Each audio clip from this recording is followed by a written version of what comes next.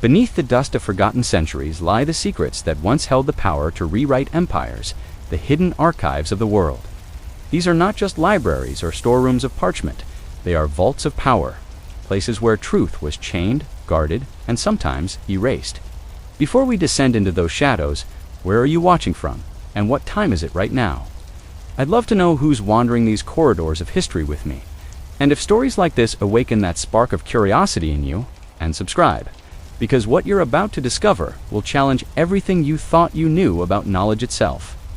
For centuries, the phrase "knowledge is power" was more than a saying, it was a warning. Those who controlled information didn't just write history, they dictated reality. And nowhere is that more evident than in the three legendary vaults of knowledge: Alexandria, Baghdad, and the Vatican. Each became a sanctuary for secrets, and each paid the price for the power it held. Let us begin where the light of knowledge first met the darkness of empire, the Library of Alexandria. Imagine the ancient city, the jewel of the Mediterranean, where the air shimmered with incense and the sound of scrolls unrolling echoed through marble halls. Ships from across the known world, Greece, Egypt, Persia, India, docked in its harbors, carrying not just goods, but ideas. And as they arrived, the scholars of Alexandria demanded a toll unlike any other.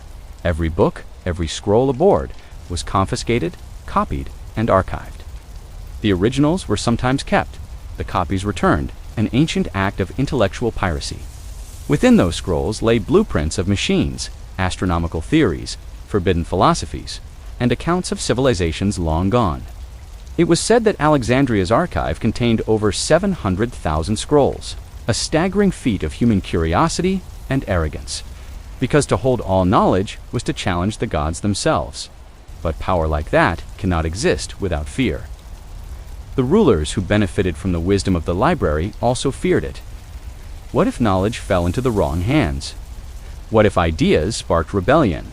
It's said that even the Ptolemies, the dynasty that built it, restricted certain rooms, guarded writings deemed too dangerous, texts on alchemy, forbidden rituals, and lost sciences said to distort nature itself. And then the flames came. Historians still argue who lit the fire: Julius Caesar's troops during his Alexandrian War, or later, Christian zealots who saw pagan knowledge as blasphemy. Others claimed the Muslim conquest sealed the library's fate. But in truth, it wasn't one fire, it was a slow erasure. Centuries of neglect, fear, and rewriting of truth turned the world's greatest repository of knowledge into myth. The library's ashes scattered on the winds, but its spirit didn't die. It migrated eastward into the deserts of Baghdad. By the 8th century, under the Abbasid caliphs, Baghdad rose as the new axis of knowledge.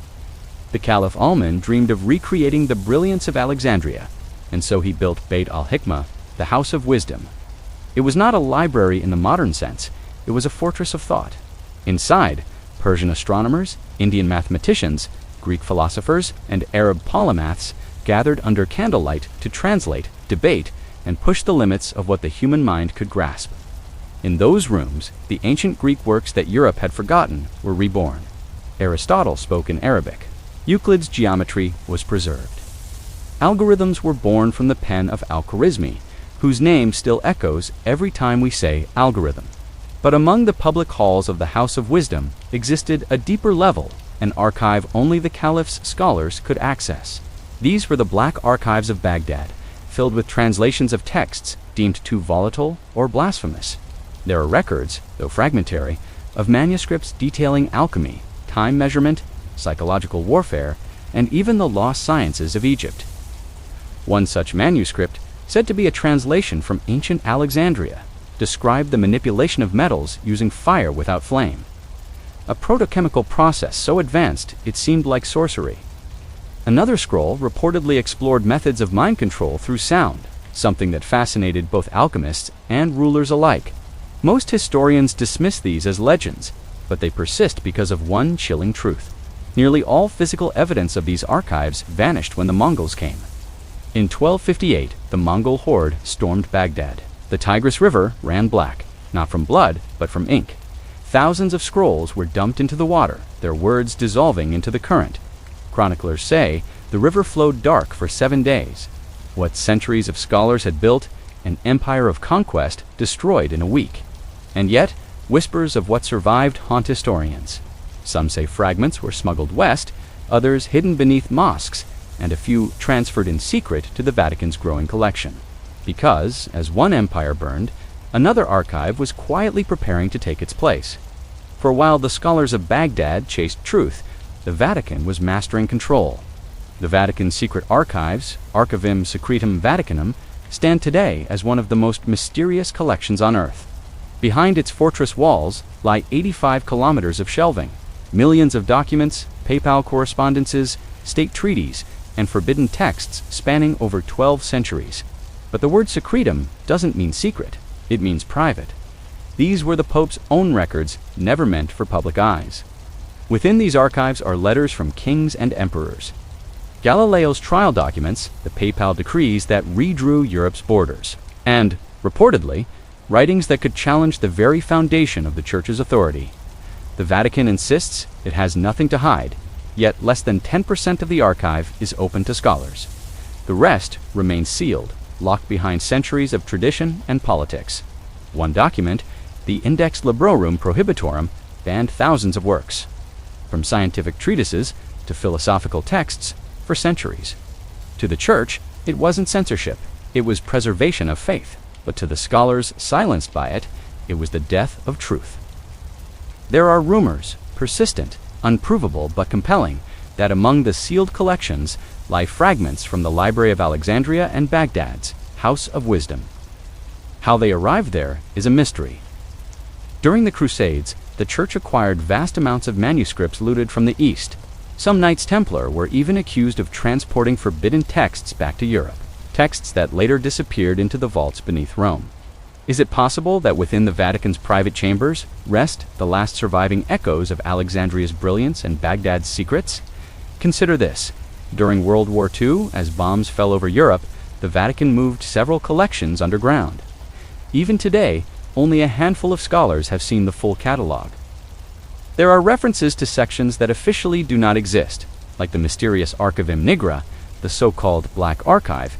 No official document proves it, but multiple Vatican insiders and historians have noted gaps in recorded inventories. Entire centuries missing, certain papal correspondences redacted beyond recognition. What would be so dangerous, even now, that it cannot see the light? Some believe it's not religious heresy they're hiding, but the continuity of ancient knowledge, secrets of power, governance, and human control passed down through empires. The Church, after all, didn't merely preach, it ruled. Information was its weapon. To understand this, we must look at how archives themselves became instruments of power.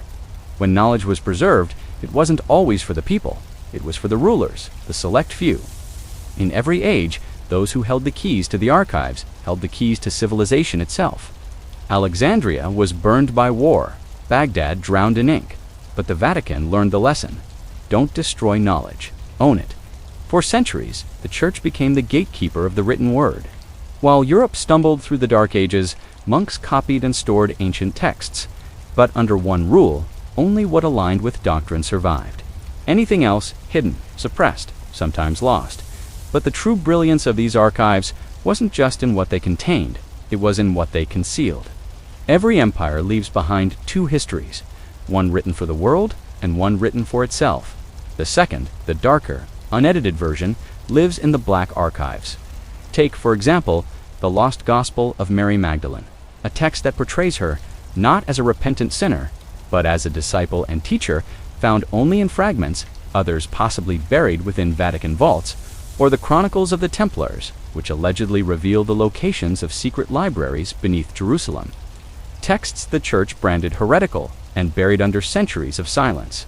Some scholars argue that these archives hold maps to civilizations we no longer believe existed, pre-flood knowledge, star charts from Babylon, and even proto-languages. If that sounds like myth, remember this. For centuries, the city of Troy was considered a legend, until archaeologists unearthed it exactly where ancient texts said it was. The problem is, we can't verify any of it, because to do that, the gates must open, and they rarely do. In 1881, Pope Leo XIII made a bold move. He opened a portion of the Vatican archives to scholars. Since then, only select researchers have gained limited access, never to the deepest vaults. Requests are approved or denied without explanation. Files on the Inquisition, the early church councils, and even World War II correspondence remain partially sealed. The church insists it's for preservation, but the timing and selectivity has always raised eyebrows. So, what truly connects these archives across time, Alexandria, Baghdad, and the Vatican, is not just their knowledge, but their disappearance into silence. Every one of them was, in some form, destroyed or hidden when it became too powerful. And that brings us to an uncomfortable truth. The more we advance as a civilization, the more we seem to forget. Each time humanity builds a repository of knowledge, something, war, religion, or fear, tears it down. But perhaps not everything was lost. Perhaps in hidden vaults beneath our cities, the remnants of those archives still whisper through parchment and ink, waiting to be found. If that's true, then maybe the story of humanity isn't one of progress, but of recovery, a cycle of remembering what we've already known. Imagine walking through the sealed corridors beneath the Vatican or beneath Cairo, where temperature-controlled vaults hold manuscripts so ancient they predate Christ. Imagine the smell of ink and dust, the silence of words that haven't been spoken aloud for millennia. Somewhere down there, a scribe's handwriting might still bear the marks of trembling fingers as he copied forbidden knowledge, not knowing whether he was saving civilization or sealing its fate, because that's the paradox of the Black Archives. They exist to preserve, but by doing so, they imprison. They protect truth by hiding it. And maybe that's why we're drawn to them. The allure of a secret is not in its content, but in its denial. What we're told we cannot know becomes irresistible. The Library of Alexandria burned Baghdad's wisdom drowned. The Vatican's walls still stand. Yet all three share one haunting message. What we seek to protect often becomes what we destroy. But there's more, far more, because after the Vatican, the trail of hidden knowledge doesn't end. It evolves into state archives, Cold War intelligence vaults, and classified collections even today that follow the same principle. Control information, control reality. And in our time, those ancient shadows have found new keepers. The story doesn't end in marble halls or candlelit monasteries. It continues in underground bunkers, encrypted databases, and government vaults you'll never see. The modern inheritors of the Black Archives? But what exactly do they hold? And why are so many of them still sealed under the label Top Secret, never to be declassified? That is where we go next. Because the Black Archives didn't die with the past. They became digital, institutional, and global. The same principle remains. Knowledge is power, and power must be hidden. In the next chapter, we'll unlock the forbidden doors of modern archives. From the Vatican's secret rooms to CIA vaults, MI6 crypts, and the shadow repositories that define the modern world. If you've made it this far, your curiosity is exactly what these archives feared most. The human urge to know. So don't go anywhere, because what comes next will challenge the very idea of what truth means. What if I told you that the Black Archives never disappeared? They simply changed form. The ink and parchment of the past transformed into encrypted files, sealed vaults, and government databases buried beneath layers of bureaucracy and silence. The Guardians changed robes from priests and caliphs to presidents and intelligence officers. But their mission stayed the same, to protect knowledge that could shift the balance of power. And as we walk into the modern age, we find that the line between preserving truth and hiding it has never been thinner. Think about this. At this very moment, there are hundreds of underground facilities across the globe where documents, devices, and data are stored under such secrecy that even their locations are classified. Some of them house nuclear codes. Others preserve the most sensitive communications in human history. But among them, a few contain something different. Information so disruptive, so politically or culturally volatile, that it has been hidden for generations. These are the modern Black Archives. One of the most infamous examples lies in the United States. The National Archives classified vaults in Maryland and Virginia. Deep within, behind layers of clearance levels, are files never released to the public. Documents from the Kennedy assassination, the Cold War, and covert operations spanning decades. Each administration promises transparency, and yet the files remain sealed. Why? Because, as one archivist put it, some truths are too expensive to reveal. Take the Operation Paperclip files. For instance, once classified, now partially declassified, they revealed how Nazi scientists, many complicit in horrific war crimes, were brought to America after World War II to fuel rocket and intelligence programs. For decades, the truth was denied until the documents surfaced. Imagine what remains hidden, still buried in boxes labeled Top Secret Eyes Only. And it's not just America. Across the Atlantic, the British Secret Archives hold volumes of colonial records that were supposed to have been destroyed. In the 2010s, a court case revealed that over 8,000 secret files from the British Empire documenting torture, assassinations, and illegal detentions had been quietly stored in a vault at Hanslope Park. These records were not lost. They were deliberately hidden. The British government called it administrative oversight. Historians called it what it was, erasure. The deeper you look, the clearer the pattern becomes. Whether it's the Vatican in the 1500s or intelligence agencies in the 20th century, archives have always served two masters, truth and control. The same parchment that preserves history can also bury it. But perhaps the most chilling continuity between ancient and modern archives is their purpose, to curate collective memory.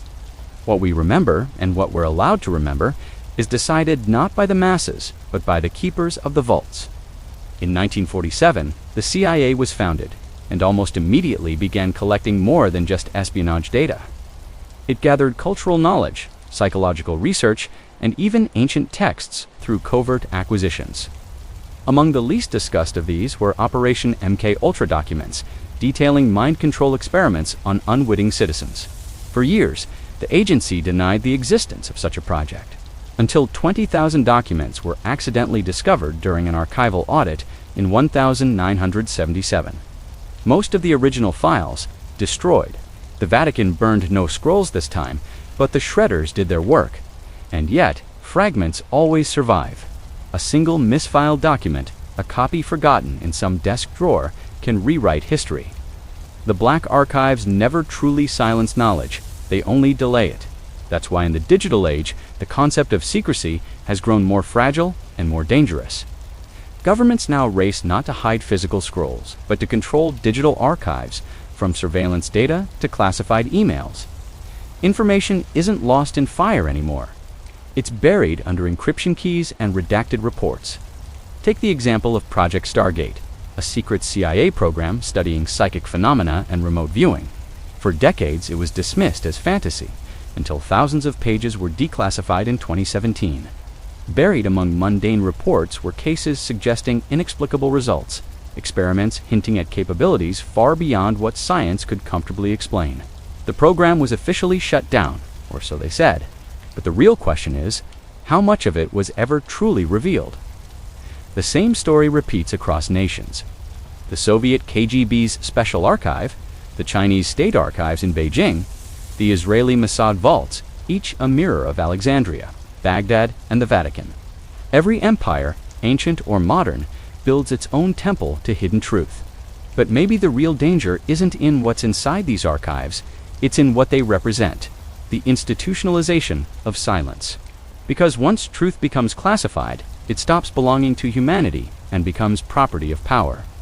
Think of the Dead Sea Scrolls discovered in 1947, but for decades only, a select group of scholars could study them. Why? Because control over interpretation meant control over belief. The same principle applied in Baghdad when Al-Mamun restricted access to the deepest rooms of the House of Wisdom. And in Rome, when the Church sealed away forbidden texts, control the archive, control the narrative. And what about today? Our modern archives don't sit in marble halls. They live in data centers. Their walls made of firewalls and fiber optics. Google, the NSA, the Chinese state servers. They are the new custodians of human knowledge. Billions of pieces of information, our thoughts, behaviors, histories, are stored, categorized, and sometimes erased, all without our consent. The black archives have gone digital, and we are their subjects. The irony is haunting. Humanity spent millennia trying to preserve knowledge, and now we're drowning in it, unable to tell the truth from manipulation. The same algorithms that can preserve every word ever written can also bury a fact deeper than any vault ever could. The deletion of a file, the alteration of a record. These are the new flames of Alexandria. So here we are, centuries later, facing the same ancient question: who decides what survives? When you look back at history, every archive, from Alexandria's marble halls to the Vatican's vaults to the CIA's basement rooms, tells us the same story. Knowledge is never neutral. It serves the one who controls it. And if history is any guide, those who try to hide truth eventually fear it most. Maybe that's why humanity keeps seeking the lost archives, not just to find old documents, but to reclaim the right to know. Because somewhere, in the Vatican's depths, in the ashes of Baghdad, in the locked digital servers of governments, there lies the same heartbeat, the echo of everything we've lost and everything we still don't know.